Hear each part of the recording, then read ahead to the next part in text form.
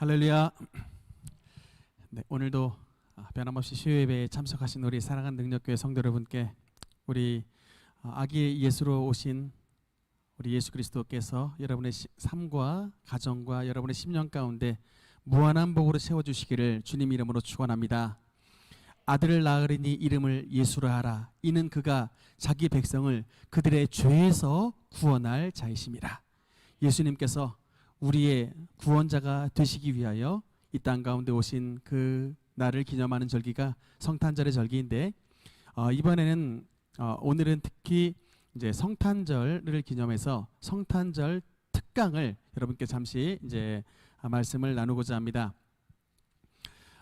성경에 보면은 예수님에 대한 이제 예언의 말씀이 굉장히 많이 나오는데 오늘은 이제 예수님의 그 예언, 특히 이제 구약 성경에 나와 있는 예수님의 예언과 주님의 탄생과 주님의 사역에 대해서 어떻게 이제 매치가 이루어지는지를 여러분께서 이제 오늘 좀 화면을 통해서 좀 이제 공부를 해야 하는 시간을 갖겠습니다.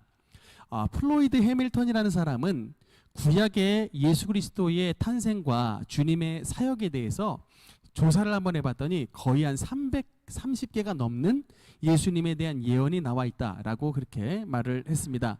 또 그 이제 예언의 말씀이 신약학자인 페인이라는 분에 의하면 그 예언의 말씀이 성취된 것이 이제 191개 정도의 이제 성취가 된 말씀이 나온다. 그렇게 되는데 오늘은 제가 한 30가지의 이제 말씀을 준비를 했습니다. 다음 화면을 보면요. 여러분 이제 예수 그리스도의 선제성이라는 단어를 써놨는데 여러분 이게 왜 이런 말이 중요하냐면 여러분 그 탄생에 대한 성경의 예언이 사실은 여러분 조금 자세히 읽어보면은 예수님만 나온 게 아닙니다. 어떤 사람이 나타나리라 이런 예언의 말씀이 예수님 말고도 몇 명의 사람들이 나와 있습니다. 혹시 여러분 누구 기억나는 사람이 있습니까? 세례 요한 맞습니다. 역시 우리 똑똑합니다. 세례 요한도 미리 이런 사람이 나타나리라고 예언이 돼 있어요. 또 누가 있습니까? 왕 중에 요시야라는 왕이 나중에 나타나서 하나님의 제단을 새롭게 하리라는 이름이 기록이 되어 있습니다. 또 이방 왕 중에 누구라는 사람이 또 나타날까? 고레스. 고레스라는 왕이 나중에 나타나서 이방을 비추는 빛이 될 것이다. 이렇게 이름들이 써 있어요. 그러면데 여러분 예수님이 이런 뭐 세례 요한과 요아스와 또 요시야와 고레스 같은 이런 사람과는 달리 예수님과 이분들과 차이가 뭐냐면 예수님은 단순히 그냥 태어나시는 분인 것이 아니라 예수님은 영원 전서부터 이미 계셨던 선제하신 이제 영원 전부터 미리 계신 분이다라는 말이 이제 선제성이란 말입니다. 성경에 보면 이런 말씀이 있습니다. 잠깐만요. 그 전에 거로 먼저 볼게요. 미국 사람들이 기독교 국가인데 최근에 제가 크리스티안 투데이라고 하는 책 신문에서 발췌를 한 겁니다. 그 미국 사람들이 기독교 국가인데 거기 인구 가운데 41%만이 예수님을 어떻게 믿냐면 예수님이 베들레헴에서 탄생하기 전부터 계셨다 이런 믿음을 41% 정도만 가지고 있고 특히 이제 기독교인들 가운데는 한 63% 정도 그렇게 믿고 있다. 그러니까 기독교인들도 한 37% 정도 대략 한 40%는 예수님의 선제성을 믿지 않고 그냥 예수님이 일반 우리처럼 그냥 2000 AD 그러니까 딱 영세기 때에 나신 그냥 그런 분으로 믿는다라고 나와 있는데 성경에는 뭐라고 말씀하는지를 여러분 한번 보겠습니다. 잠언 8장 22절 보면요. 이런 말씀이 있습니다. 여호와께서 그 조화의 시작 곧 태초에 일하시기 전에 나를 가지셨으며 그러니까 여호와께서 나를 가지셨고 바다의 한계를 정하여 물이 명령을 거스르지 못하게 하시며 또 땅의 기초를 정하실 때 즉 이제 세상을 창조하실 때 내가 그 곁에 있어 창조자가 되어 날마다 그의 기뻐하신 바가 되었으며 항상 그 앞에서 즐거워하였으며 라고 나옵니다. 여기서 이제 잠언에 보면 이 8장에 나와 있는 내가는 뭐로 나왔냐면 나 지혜는 이렇게 나와. 지혜 지혜로 나옵니다. 이게 이제 원어로 말하면 소피아예요. 소피아. 이게 지혜라는 뜻인데, 그러니까 그래서 이 지혜가 여호와께서 태초에 일하시기 전에 나를 가지셨고, 나 지혜자가 항상 여호와 옆에 있어서 창조자가 되어 날마다 그의 기뻐하신 바가 되었으며 그의 하신 것을 그의 말씀하신 대로 만들었다라는 말씀이 나옵니다.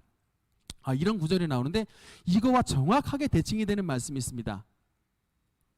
여러분, 이게 그리스도의 선제성에 대해서 아까 잠언 8장에 나 여호와께서 그 조화를 시작하기 전에 태초에 나를 가지셨으며 이 말씀이 나오는데, 똑같은 이제 데칼코마니와 같은 똑같은 말씀이 그게 뭐냐면 요한복음 1장 1절에서 3절 말씀이에요.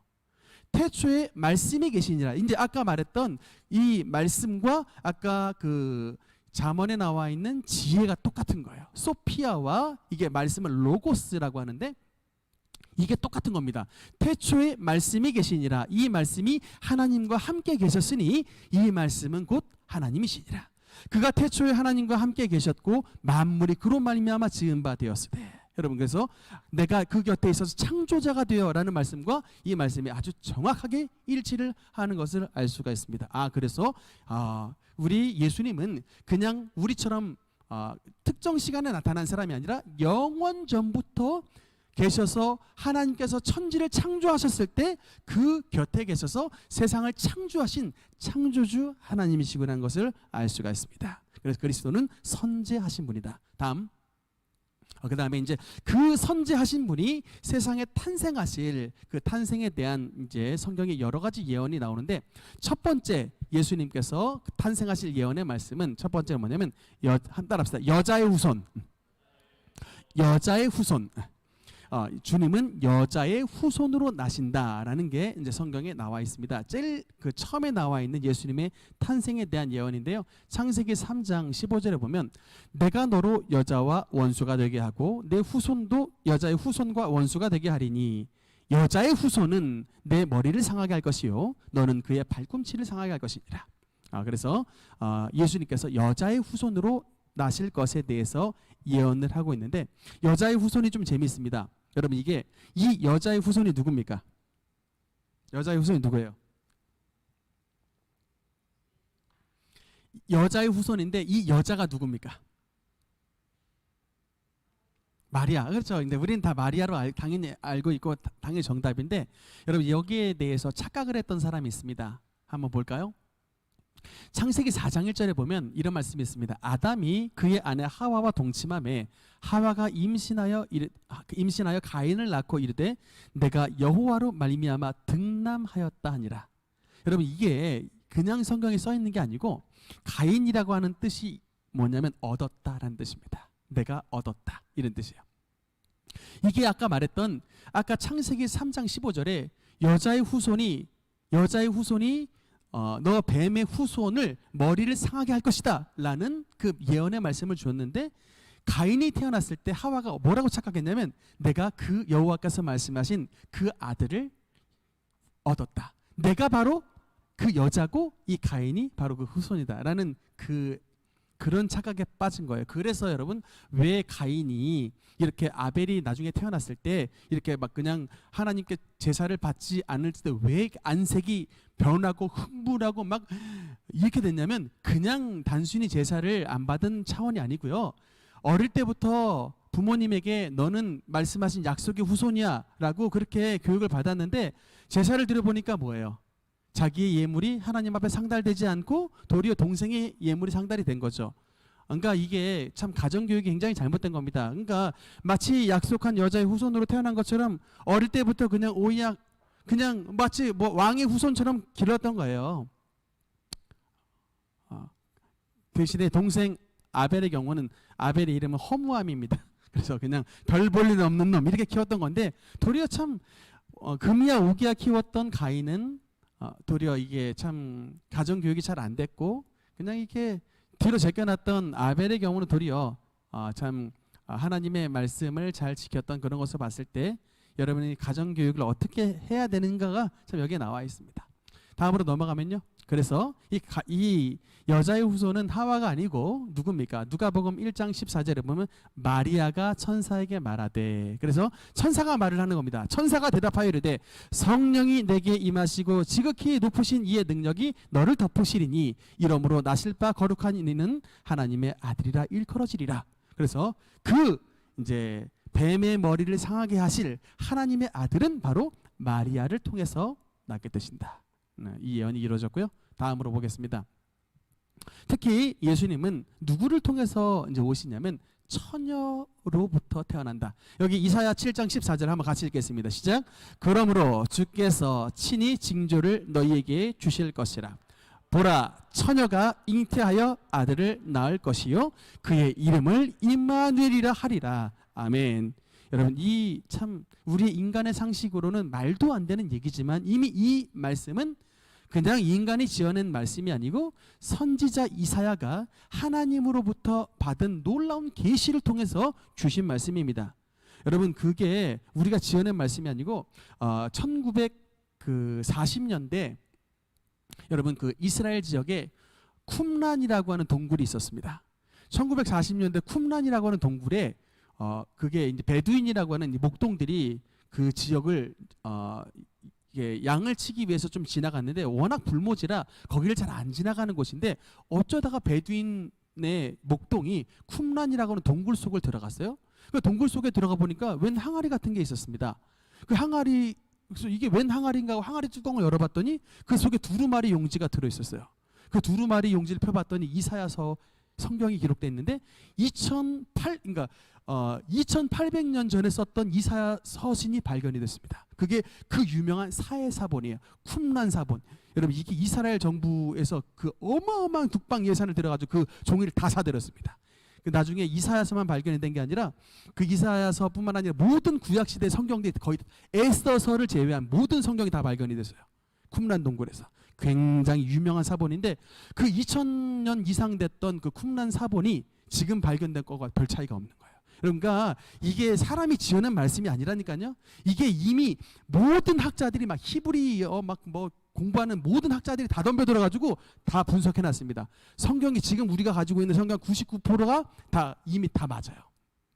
그러니까 말씀드리는 게 무슨 성경 사본이 어떠니 번역이 어떠니 이거 가지고 장난치는 사람들 말 속지 마세요.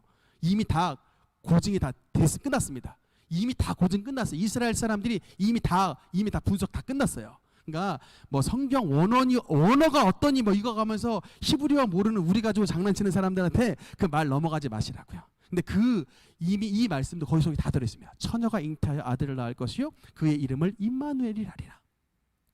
근데 이 약속대로 마리아를 통해 하나님의 아들이 태어나셨습니다. 그 약속이 이루어졌습니다. 처녀를 통해서 처녀 동정녀 마리아를 통해 주님께서 오셨다. 다음 넘어가겠습니다. 세 번째 성경의 예언은 누구를 통해 또 오신다 하면 한번 따라합시다. 아브라함을 통해 오신다. 그래서 이 말씀이 있습니다. 여호와의 사자가, 이 여호와의 사자는 예수님이에요. 이 세상에 오시기 전에 성자 하나님이십니다. 여호와의 사자가 하늘에서부터 두 번째 아브라함을 불러 내가 내게 큰 복을 주고 내 씨가 크게 번성하여 하늘의 별과 같고 바다의 모래와 같이 되리니 내 씨가 그 대적의 성문을 차지하리라. 그래서 이 말했던 내 씨, 더 씨드라 그래요. 이게 복수가 아닙니다. 단수예요. 너의 씨가 내 대적의 성문을 얻으리라. 여러분, 이게 무슨 말인지 아십니까? 대적의 성문, 이게 항상 옛날 시대는 성을 정복하는 게 전쟁에서 승리할 때 문을 차지하는 게 가장 중요해요. 여러분, 그 전쟁 사극 많이 보잖아요. 항상 문을 박살을 내야만이 그 성을 정복하는 겁니다. 그래서 이 말은 뭐냐면 너의 씨가 내 대적의 성문을 얻으리라 말은 너의 후손이 원수의 세력을 완전히 정복하리라라는 말씀입니다. 그래서 이 씨가 바로 이제 예수 그리스도를 뜻하는 것이고요. 그 다음에 내 씨로 말미암아 천하 만민이 복을 얻으리라. 그래서 여러분, 예수님으로 말미암아 천하 만민이 복을 받아서 저 멀리 변방에 있는 우리 조선에 속해 있는 저와 여러분도 복을 받은 것입니다. 여러분, 우리 예수님을 믿기 전에 우리 단기 4,300년 동안에는 거의 진짜 헐벗고 굶주린 민족이었는데 지금 단기 한 4,350년 됐거든요. 지금 이 한반도에서 인류가 살아간 이래에 지금처럼 복받고 지금처럼 전쟁 없고 지금처럼 부유하고 지금처럼 선진국으로 살아간 역사가 없습니다. 그거는 우리 이 땅 한반도 땅에 예수 그리스도의 그 복음이 들어와서 그런 것인데 내 씨로 말미암아 천하 만민이 복을 받을 것이라 그 약속이 한반도 땅에 나타난 것입니다. 예수님으로 말미암아 우리가 복을 받게 됐다. 참 정말 예수님 은혜 감사하고요. 그다음 잠깐만 한 가지 더 보면요. 성경에 보면 이런 말씀이 있습니다. 아브라함과 이삭과 야곱의 하나님, 이런 말씀이 있습니다. 아브라함과 이삭과 야곱의 하나님. 여러분, 그 성경에 아브라함과 이삭과 야곱의 하나님이시여라고 말씀이 나오는데 왜 그럼 굳이 이 세 사람을 딱 들을까요? 왜 아브라함과 이삭과 야곱의 하나님이라고 말씀하셨냐면 정답은 뭐냐면 하나님께서 이 세 사람에게 뭘 하셨냐면 맹세를 하셨어요. 뭘 하셨다고요? 하나님께서 이 세 사람에게 맹세를 하셨습니다. 내 후손으로 말미암아, 아까 말했죠, 내 씨로 말미암아 천하 만민이 복을 받게 될 것이다. 이 말씀은 아브라함에게만 하신 게 아니고 아들 이삭에게도 하셨고 그 또 손자인 야곱에게도 했습니다. 근데 희한하게 그 야곱의 아들들인 예를 들어 요셉이나 유다에게는 이런 약속을 하신 게 안 나와요. 그래서 이 기도는 뭐냐면, 그래서 말씀드리면 이게 언약이라는 뜻입니다. 언약의 기도예요. 아브라함과 이삭과 야곱에게 언약을 하셨기 때문에 약속하셨던 하나님, 이 약속을 이루어 주시옵소서의 기도입니다. 무슨 말씀인지 아시겠죠? 하나님께서 이 세 사람하고 맹세를 하셨어요. 여러분, 이게 무슨 말이냐면 우리 사람도 맹세하면 어디 가면 지킵니다. 근데 하나님이 맹세를 하셨다니까요. 이 세 사람과 아브라함과 이삭과 야곱에게 맹세를 하셨어요. 그러니까 그 후손들이 이 조상들과 언약 맺으신 하나님께서 그 언약하신 대로 이루어 주옵소서의 기도가 아브라함과 이삭과 야곱의 하나님, 이렇게 기도를 하는 것입니다. 그래서 이 세 사람의 이름은 너무나도 중요하고요. 그런데 그 다음에 이 다음 야곱의 아들이 12아들이 있습니다. 야곱의 12아들은 여러분 성경을 공부를 하시는 분들은 꼭 아셔야 돼요. 야곱의 첫째 아들 이름 뭡니까? 르우벤. 둘째 시므온. 셋째 레위. 넷째 유다. 다섯째 단. 여섯째 납달리. 일곱째 갓. 여덟째 아셀. 남의 자식의 이름들을 내가 왜 알아야 되냐고 생각하시는 분이 있겠지만 여러분, 이 이름을 알아야 성경이 뚫린다니까요. 9번 이사갈. 10번째 아들 스불론. 그 다음에 그들이 나왔습니다. 11번째는 다 아시죠? 요셉. 그 다음에 12번째 베냐민. 그런데 이 요셉이 나중에 장자가 돼요. 요셉이 장자가 되기 때문에 장자는 두 몫을 줍니다. 그래서 이 두 아들, 첫째 아들 누구죠? 므낫세. 둘째 아들 에브라임이 이스라엘 지파로 들어오는 거예요. 12지파. 그리고 12지파로 들어온 대신에 이 레위 지파만큼은 나중에 하나님을 예배하고 주님의 제사를 담당하는 제사장 지파가 되기 때문에 그 땅을 부여받지 못합니다. 그래서 12 플러스 1이 되는 거예요. 여러분, 그러니까 이 전체 야곱의 12아들의 이 이름은 꼭 기억을 하셔야 구약 성경을 읽을 때에 무엇인지를 이게 알게 됩니다. 그러니까 이 12아들의 이름 정도는 누구구나라는 것을 알아야 성경이 좀 뚫린다는 사실을 좀 아셔야 돼요. 근데 참 보면요, 야곱의 장자권은 아까 요셉에게 줬지만 또 이 실제로 이게 영적 장자권이라고 말을 해야 되는지 이 축복은 또 유다 지파에게 줬습니다. 그래서 야곱이 이제 죽기 전에 예언을 할 때 이제 뭐라고 예언하냐면 규가 유다를 떠나지 아니하며 통치자의 지팡이가 그 발 사이에서 떠나지 아니하기를 실로가 오시기까지 이르리니 그의 모든 백성이 복종하리로다. 이 말은 뭐냐면 유다의 후손에서 누가 태어난다? 홀을 잡은 자가 태어난다. 즉 유다의 후손에서 왕이 태어난다라는 예언입니다. 사실은 첫 번째 왕은 어느 지파에서 태어났죠? 베냐민 지파에서 첫 번째 왕 사울이 태어나지만 그건 금방 이제 사울 왕에서 끝나고 이제 이스라엘 왕위는 이 유다 지파에게서 나오게 되는데 특히 이제 여기서 다음 예. 유다의 후손으로 태어난 다윗을 통해서 이제 예수님께서 오시게 됩니다. 사무엘하 7장에 보면 또 이런 예언이 있습니다. 이건 누구의 예언이냐면 나단 선지자가 하나님 앞에 기도하다가 여호와께서 너는 가서 지금 다윗에게 이런 말을 구하라라고 받은 이제 그 나단의 신탁이라고 해요. 나단스 오라클이라 그래서 나단의 신탁인데 뭐라고 하나님께서 예언을 주시냐면 너의 몸에 너의 수완이 차서 네가 조상들과 함께 누울 때 즉 죽을 때에 네 몸에서 날 내 씨를 너의 뒤에 세워서 그의 나라를 견고하게 하며 그는 내 이름을 위하여 집을 건축할 것이요 나는 그의 나라 왕위를 영원히 견고하게 하리라. 이 예언의 말씀은 1차적으로 누구에 대한 얘기냐면 솔로몬에 대한 예언입니다. 솔로몬에 대한 예언. 근데 사실 왕위를 영원히 견고하게 하리라 했는데 솔로몬 다음 때 르호보암 때 바로 나라는 이게 북남으로 나눠지게 되고 나라가 쪼개지게 되죠. 견고해지지가 않습니다. 그래서 이거는 1차적으로는 솔로몬에 대한 예언이지만 솔로몬이 하나님 앞에 신실하지 못하고 우상 숭배했기 때문에 나라가 남북조로 나눠지게 됩니다. 그래서 이건 사실 솔로몬의 예언이라기보단 누구에 대한 예언이다?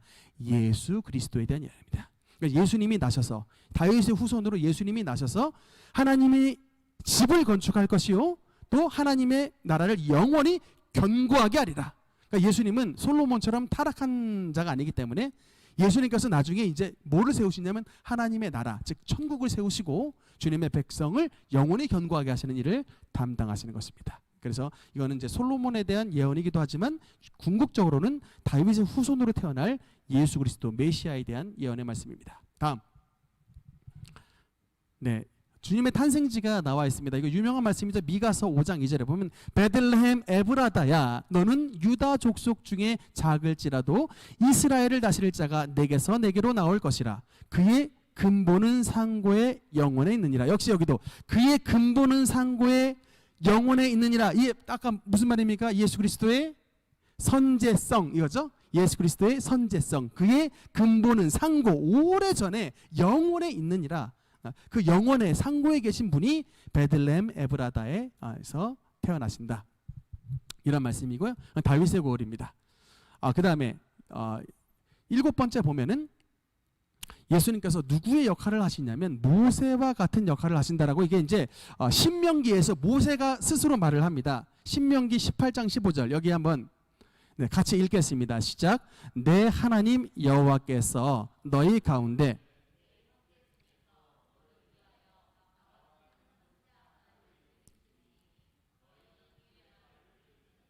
아멘.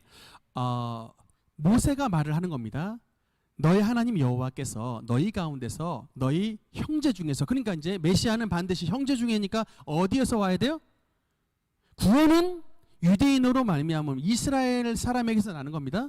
그러니까 여러분 대한민국에서 이렇게 난 무슨 이만희 이런 인간들 자기 막 성경 막 계시록 풀어준다고 해도 다 거짓말이에요. 왜? 메시아가 안 됩니다. 그리스도가 될 수가 없어요. 왜냐하면 너의 형제 중에서 난다고 했거든요. 내 형제 중에서 너를 위하여 나와 같은 선지자 하나를 일으키리니 라고 말씀합니다. 그러니까 예수님도 친히 말씀하기를 구원은 유대인에게서 말미암았다라고 말씀하잖아요. 그렇게 구원은 유대인에게서 나온다. 유다의 후손으로 다윗의 후손으로 나시는 것이지 이런 뭐냐면 이 조선 땅에서 여러분 메시아가 나오니 이건 진짜 이것에 속아 넘어가서 지금 거기서 예배 드리는 사람이 30만 명이 넘어요. 이만희 거기서 지금도 파동 났는데도 가슴을 칠 노릇입니다. 이게 그러니까 교회에 나와가지고 성경 안 배우니까 자꾸 그런 헛소리에 속아 넘어간다니까요. 자꾸 꼬시니까 막 JMS는 막 2만 명이 넘고 신천지는 막 30만 명이 넘고 여러분 참 근데 문제는 불교 신자가 JMS 빠지는 일이 없어요. 꼭 기독교 신자 왔다가 교회 왔다가 거기에 넘어가는 인간들이지 절간 갔다가 신천지 가는 일이 없습니다. 교회 갔다가 다 거기 빠지는 거예요. 그러니까 교회가 참 신앙교육을 지금 성경 교육을 참 못하고 있다. 이게 여러분 참 큰일인데 어쨌든 모세는 말하기를 너희 형제 중에서 나와 같은 선지자 하나를 일으키리니 너희는 그의 말을 들으라. 그러니까 그래서 성경에 보면은 예수님을 가리켜 그 선지자, 더 프로펫이라고 하는 그 선지자. 이건 뭐냐면 모세가 말한 그 선지자다라고 말하는 거야. 그 선지자. 그러면 이제 한번 보겠습니다. 예수님은 모세와 같은 역할을 하시는데 모세가 세 가지 역할을 했어요.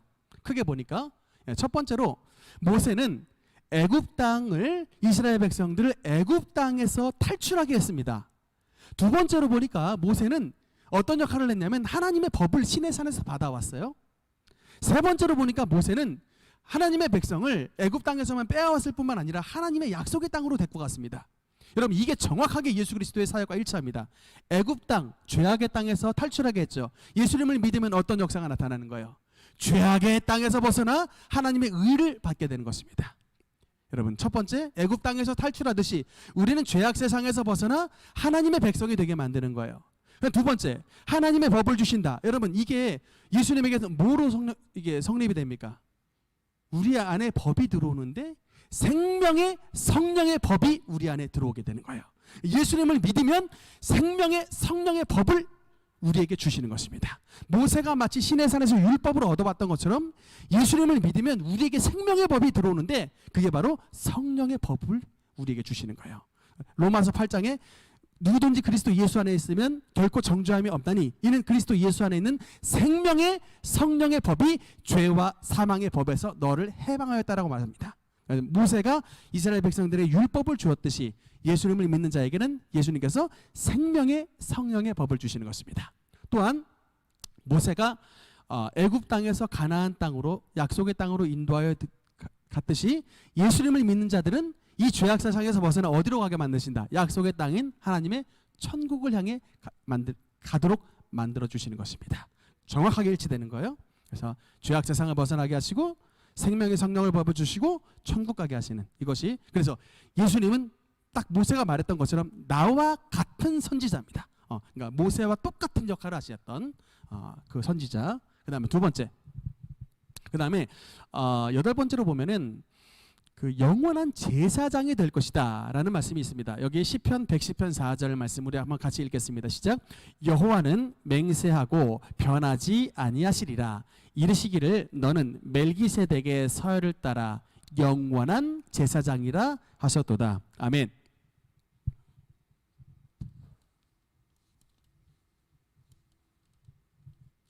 사실 이 부분에 대해서도 전에 우리 히브리서 강의할 때 제가 말씀을 드렸습니다만 그 제사장 가문은 원래 성경에는 어디로 출발해야 돼요? 초대 제사장은 아론이었습니다. 모세 형님인 아론. 그래서 아론의 후손이 제사장의 반열인데 이 메시아가 오시면 아론의 후손으로 오시는 그런 제사장이 아니라 뭐라고 말했어요? 시편 110편에 보니까 멜기세덱의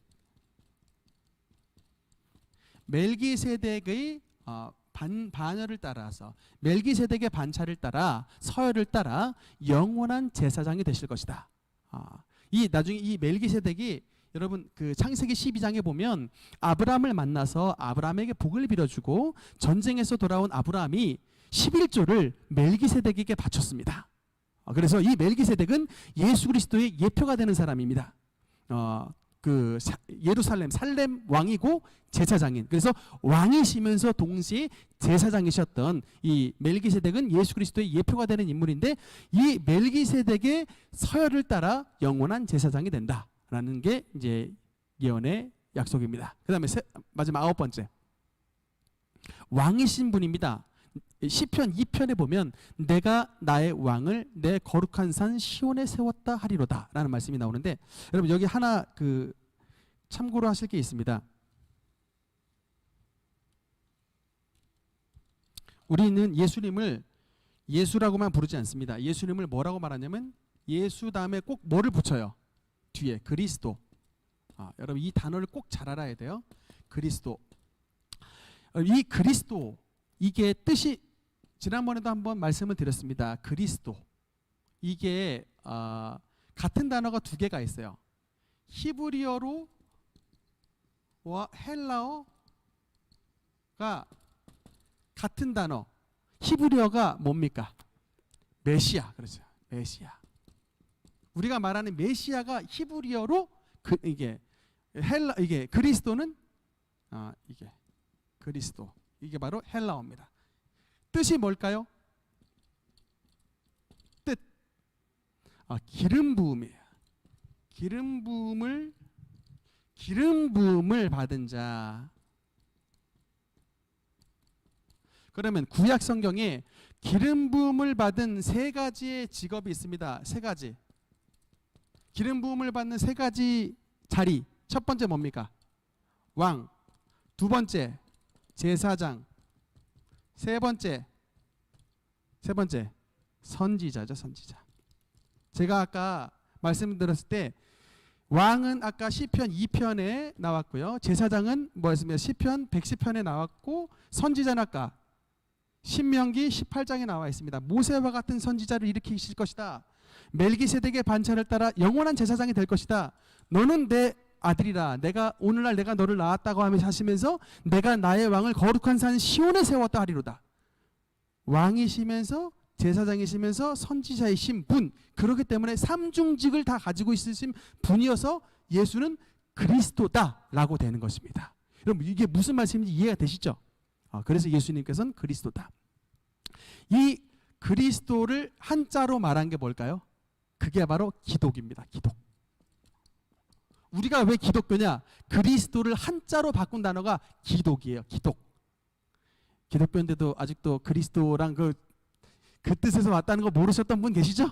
예, 기독교. 무슨 종교입니까? 기독교가. 그래서 그리스도교입니다. 이런 뜻이에요. 그래서 메시아 이퀄 그리스도 이퀄 기독 이퀄입니다. 여러분 아시겠습니까? 그래서 이거는 이제 우리가 신앙생활 하실 때 좀 상식적으로 알아두셔야 되고요. 예. 그래서 이제 이거는 예수님의 탄생에 대한 이제 예언의 말씀을 했던 것이고, 다음 두 번째 파트. 네, 하다가 시간 가까이 가면 도중에 끊겠습니다. 두 번째 파트를 보면은 예수님의 탄생만 나와 있는 게 아니고 주님의 사역에 대해서도 성경이 예언이 되어 있습니다. 사역, 어디서 사역을 하실 것이다. 한번 보겠습니다.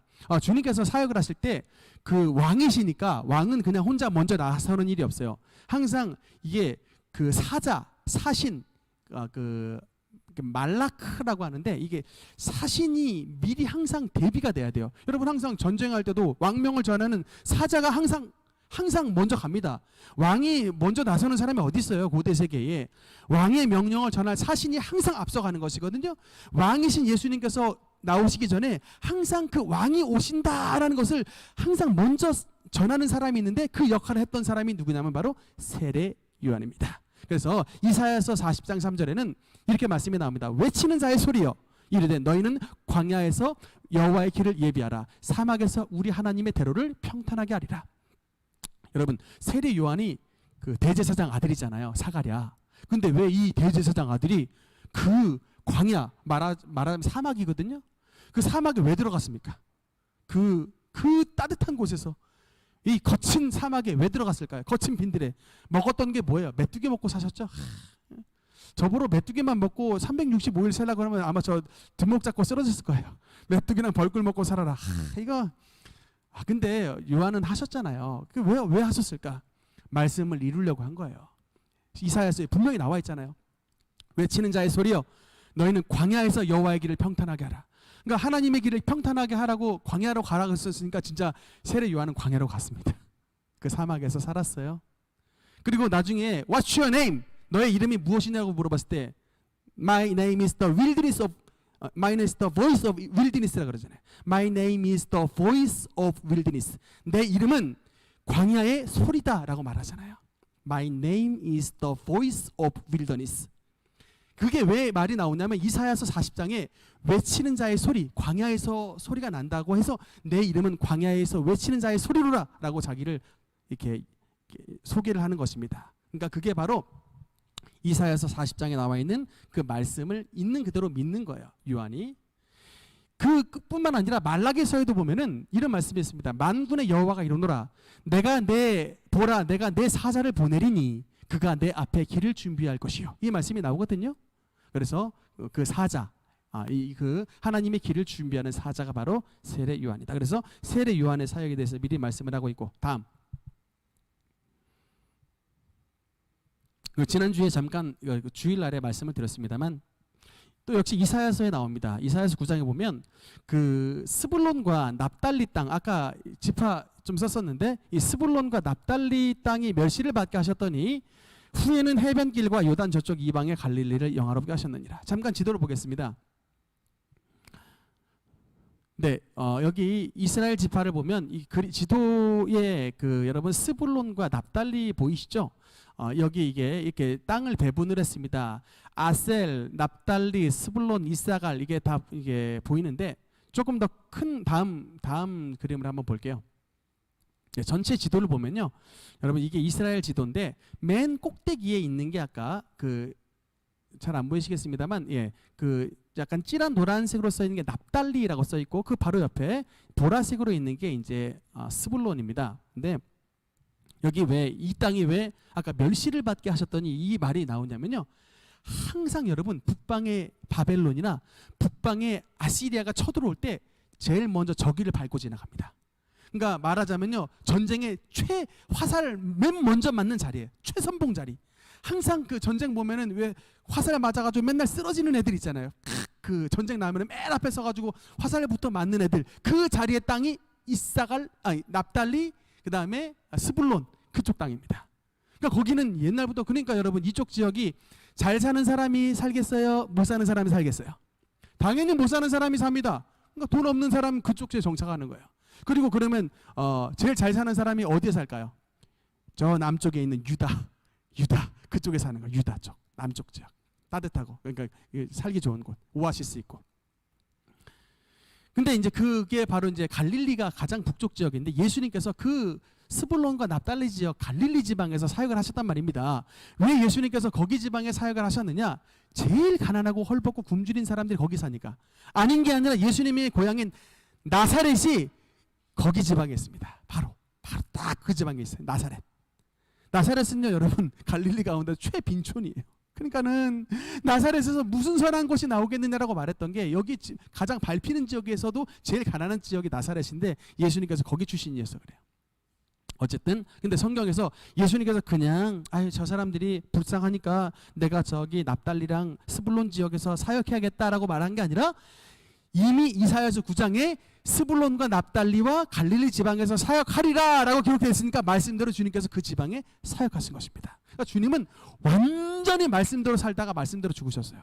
다음, 여러분 나중에 예수님이 말씀대로 죽으신 거 보면 입을 떡 벌리게 됩니다. 예수님이 또 여러분 그냥 막 능력만 나가신 게 아니라 이게 입에 비유도 대가셨어요. 시편 78편에 보면 이런 말씀이 있습니다. 내가 입을 열어 비유로 말하며 예로부터 감추었던 것을 드러내려 하니.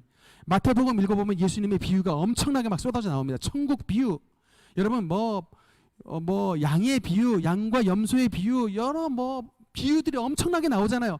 그 주님께서 비유로 말씀하신 것도 주님께서 말씀을 잘하신 것을 뽐내려고 하신 게 아니라 성경 시편 78편에 내가 입을 열어 비유로 말하며 예로부터 감추었던 것을 드러내리라 라고 예언의 말씀이 나왔으니까 이 말씀 따라 주님께서 비유로 말씀하신 거예요. 주님도 말도 성경 말씀 그대로 하셨다. 쫓아서셨다. 비유에 대가셨다. 여러분 그래서 문학을 좋아하시는 분들은 성경 가까이 하지 않으면 문학하고는 근처도 못 가는 거예요. 여러분 세계의 시성들이 있습니다. 그러니까 시성들, 성인들, 셰익스피어, 단테, 괴테 이런 분들 있잖아요. 그분들은 시가서 파트, 욥기, 시편, 잠언, 전도서, 아가서를 1000번씩 읽었답니다. 1000번씩. 그러니까 여러분 파우스트 같은 책들을 욥기 안 읽으면요 그거 무슨 말인지 못 해석이 안 돼요. 여러분 배경 자체가. 그러니까 성경을 읽어야 문학 소년이 된다. 지혜를 주신다니까요. 비유가 막 막 말을 해도 멋있게 말을 하게 되는 거예요. 그 말씀은 이미 예수님께서 이미 그렇게 하신 겁니다. 그냥 말을 해도 멋있게 말을 하고 말빨 세게 되고 뭔가 지혜 있게 말을 하는 것, 성경 속에 다 들어있는 거예요. 왜? 예수님께서 이미 말씀대로 비유를 통해서 감추었던 모든 것을 드러나게 하겠다라고 말씀하셨으니까 그 성경 말씀 읽으면 우리에게도 문학적인 지혜가 충만하게 되게 되는 것입니다. 다음, 주님은 말만 또 잘하신 분이 아니라 행동에서도 어마어마한 미라클 메이커, 미라클 워커. 정말 주님은 기적을 만드시는 분이셨어요. 이사야서 35장 이런 말씀이 있습니다. 그때에 맹인의 눈이 밝을 것이며 못 듣는 사람의 귀가 열릴 것이며 저는 자가 사슴같이 뛸 것이며 말 못하는 자의 혀가 노래하게 된다. 이사야서 35장에 나와 있는데 이 예언의 말씀이 예수님의 사역 때 그대로 이루어집니다. 맹인의 눈이 밝아질 것이며, 여러분 바디메오의 눈이 활짝 열렸습니다. 못 듣는 사람의 귀가 열릴 것이며, 에바다, 주님께서 귀 열어버리셨죠. 또 말 못하는 사람도 그때 말하게 됐습니다. 저는 자가 사슴같이 뛸 것이라. 주님께서 그냥 안진뱅이 막 어마어마하게 고치셨지 않습니까? 이 말씀이 있는 그대로 다 예언이 돼서 이는 광야에서 물이 솟겠고 사막에서 시내가 흐를 것입니다. 그야말로 완전히 메말라 버렸던 그런 인생들이 예수님 만나면 맹인이 눈이 떠지고 덩어리가 말하고 귀가 열리고 저는 자가 뛰어다니니까 여러분 진짜 광야에서 샘솟는 이런 샘물들이 나오는 오아시스가 터지는 그런 축복을 누리게 되는데, 그게 뭐 옛날 사람만 누리는 게 아니라 예수님을 믿는 저와 여러분도 동일하게 누리게 되는 것입니다. 지금 우리 정말 기도하면 치료 받잖아요. 아멘입니까? 정말 기도하니까 정말 치료해 주시잖아요. 예수님께서 성령으로 역사해 주시니까 여러분 이 예언의 말씀이 우리 삶 가운데도 진짜 이루어지는 것입니다.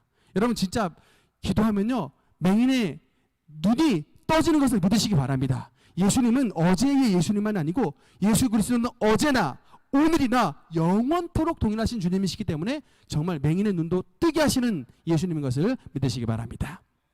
다섯 번째, 예수님은 나귀를 타고 예루살렘에 입성하셨다. 그래서 이것도 그냥 주님께서 예루살렘에 오셨으니까 아유 내가 나귀 타고 한번 가봐야겠다 이렇게 말씀 그냥 그게 생각나서 하신 게 아니고 이미 스가랴서에 나귀를 타시나니 나귀의 작은 것 곧 나귀 새끼니라. 성경대로 하신 거예요. 여러분 특히 이게 여러분 그 나귀와 말을 타는 것에 차이가 있는데 고대 장군들은 성에 입성하면 말을 타고 들어옵니다. 이건 뭐를 뜻하냐면 전쟁을 선포하는. 내가 전쟁을 선포하고 전쟁에서 이겼을 때 말을 타고 들어오는 거예요. 근데 반대로 나귀를 타고 들어오면 그 나귀를 타고 왔다는 그 사인 자체가 그 성에게 평화를 선포하는 겁니다. 그러니까 어떤 장수가 막 왔는데 성에 왔는데 저 사람이 말을 타고 온다 그러면 전쟁을 선포하는 거예요. 선전포고하러 오는 거예요. 근데 저기 사신이 말을 타고 오는 게 아니라 나귀를 타고 오잖아요. 그러면 전쟁을 선포하러 오는 게 아니고 우리 화친하자고 평화를 선포하러 온 겁니다. 그러니까 예수님께서 예루살렘에 들어오셨을 때 나귀를 타고 오셨다는 것은 겸손을 뜻하기도 하지만 그 말은 뭐냐면 하나님의 평화를 주러 온 하나님의 평화의 사자라는 것을 나귀를 통해서 말씀하신 것입니다. 그래서 나귀를 타고 오셨고, 다음 그 다음에 주님께서 그냥 우연하게 배반을 당하신 것이 아니라 시편에 그 유다를 통해서 배반을 당하실 것도 예언이 되어 있어요. 여기 한번 같이 읽어보겠습니다. 시편 41편 9절 읽겠습니다. 시작. 내가 신뢰하여 내 떡을 나눠 먹던 나의 가까운 친구도 나를 대적하여 그의 발꿈치를 들었나이다. 아멘. 여러분 이 말씀은 1차적으로 누구에게 했던 말이냐면 다윗이 쓴 시인데 이것은 다윗의 모사였던 아이도벨을 가리켜서 썼던 말입니다. 우리 초등부 아이들 아마 아이도벨 알 거예요. 다윗의 모사였던 아이도벨이 다윗 배반하고 반역했던 압살롬에게 붙어가지고 모사가 됐죠. 근데 나중에 자살해서 죽었습니다만, 그래서 아이도벨은 유다의 예표가 되는 사람입니다. 근데 그 아이도벨을 예언하기도 하지만 예표하기도 하지만 가장 중요한 건 내가 신뢰하여 내 떡을 나눠 먹던 나의 가까운 친구 주님의 제자로 있었던 유다가 주님을 대적하여 그의 발꿈치를 들었나이다. 주님을 대적하여 주님을 배반할 것이 여기에 다윗을 통해 예언이 되어 있는 것입니다. 근데 그 예언 그 대적을 할 때 얼마에 파는 것까지도 나와요. 다음 보겠습니다.